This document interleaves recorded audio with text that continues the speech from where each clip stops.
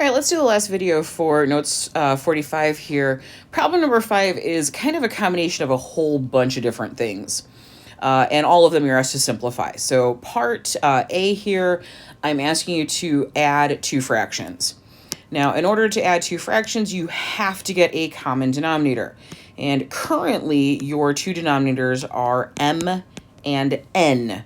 So the common denominator would be mn.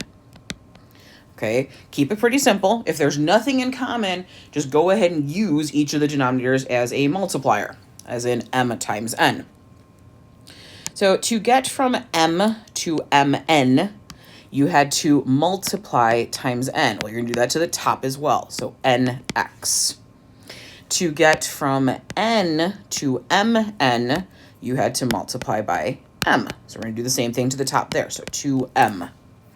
So the last step here is once you've got your common denominator, right, common denominator here, and we did the rewrite step to change both of our original fractions, now I can make it into a single fraction with the common denominator mn, and I'm going to add the two numerators, so nx plus 2m all over mn. All right, that is as simple as this is going to get in terms of we added the two fractions together. Until we know more about what this is equal to or what each of those individual variables is equal to, you're done. All right, part B and part C are dealing with imaginary numbers. Now, how do I know I'm dealing with imaginary numbers? Oops, sorry about that. In both cases, you have a square root with a negative number underneath the root. So in the case of part B, I'm going to go ahead and do what I always do with these, which is split out the -1 here, right? Because we all know, if I take 25 times -1, I create -25. So I can split up radicals like this. Now, the nice part about this one for part B is the square root of 25 is just 5. And by definition, the square root of -1 is I. So that's going to be 5i. And that's it. That's done. Now, part C, same kind of problem, right? You're looking at it going, oh, got to do the same thing. And you're right, we're going to. So square root of 32 and then the square root of -1. The difference is I don't know what the square root of 32 is off the top of my head. This is not a perfect square. 25 is a perfect square, right? 5 times 5 is exactly 25. That's why we do this. While there is a number that when you multiply it times itself, it does get 32, it's some decimal number that I don't want to deal with. So what we're going to do instead is we're going to break up 32. And a lot of you guys, I know, use your factor trees. Totally cool with that. So let's see. Let's go 8 times 4. I'm going to break up 8 with 2 times 4. So 2's prime. I'm going to break up 4 into 2 and 2. And oh, look, I'm going to break up 4 into 2 and 2. There's a lot of 2's. So 1, 2, 3, 4, 5 2's, I believe. 1, 2, 3, 4, 5 2's.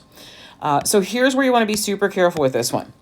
You have a pair of 2's. So when I rewrite this, I'm going to take a 2 out, right? 2 is going to come out of the square root completely. But I have another pair of 2's. So that means another 2 is coming out of the root, okay? And then what didn't pair up is a 2.